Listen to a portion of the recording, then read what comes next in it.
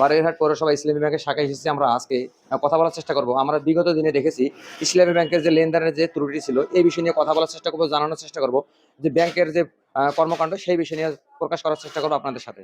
হ্যাঁ, আমরা তো ইসলামী ব্যাংকের কর্পোরেট ক্লায়েন্ট। আমরা আমাদের প্রয়োজন, যে টাকা প্রয়োজন তা আমরা তুলতেছি, আবার প্রয়োজন জমাও দিচ্ছি। এরকম আগের মতো, আগের থেকে অনেক ইমপ্রুভ হয়েছে আর কি। আপনি কি ডেলি কি টাকা লেনদেন করেন না কেমন কি?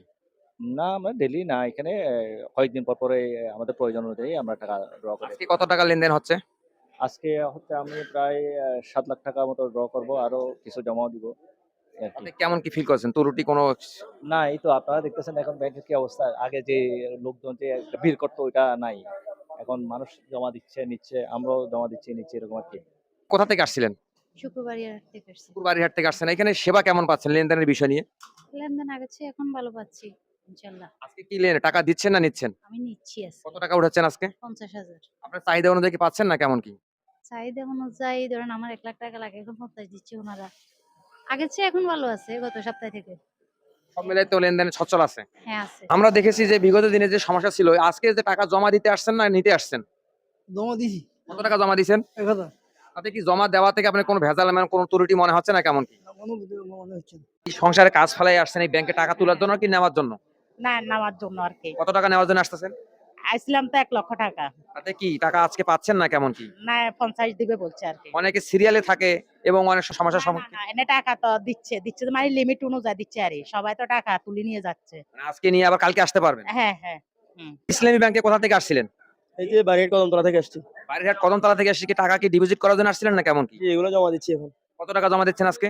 এখানে আমার অ্যাকাউন্ট দুইটা আছে। একটা হচ্ছে দেখি আপনার 38,000 টাকা দিচ্ছি, আর একটাতে আপনার 35,000 টাকা দিচ্ছি। আসলে ব্যাংকে আসলে আমাদের দেখে বিভিন্ন রকম ভুক্তভোগী এবং সময় লস, এবং এই বিষয়ে নিয়ে আপনি এইখানে কেমন কি সেবা পেয়েছেন?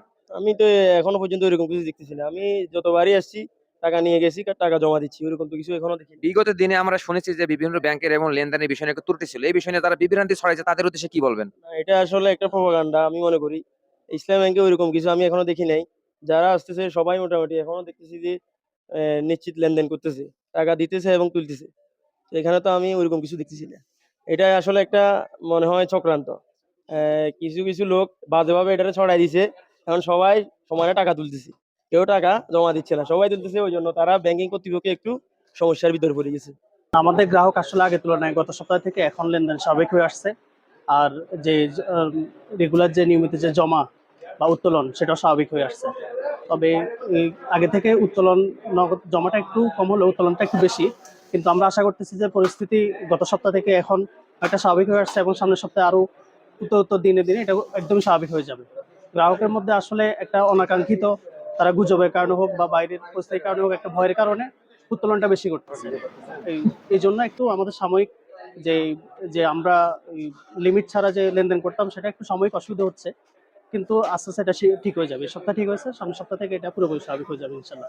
ডিপোজিট করাতে আপনার নিরাপত্তা এবং কেমন কি ফিল করতেছেন? আমি ইনশাআল্লাহ নিরাপত্তা ফিল করতেছি। অনেকে অনেক রকম মন্তব্য করে, তা আপনি এই বিষয় নিয়ে কি বলবেন? আমি এই ব্যাপারে আমার ব্যক্তিগত আমার মতামত হলো যে তাওয়াক্কালতু আলাল্লাহ, তকদিরের উপরে সম্পূর্ণ। তার মানে আজকে যে অনেক সময় ব্যাংকে গেলে আমরা সিরিয়ালে থাকি এবং বিভিন্ন রকমের মানে বিভ্রান্তি হয়ে থাকি, এই বিষয় নিয়ে আমার কেমন কি পেয়েছেন, কেমন মতামত? আমি ১ম কার্যক্রমে আসছি। আমি কতটুকু বিশ্বাস করে জানি না। আমি আগে দেখি ইনশাআল্লাহ কেমন হয়।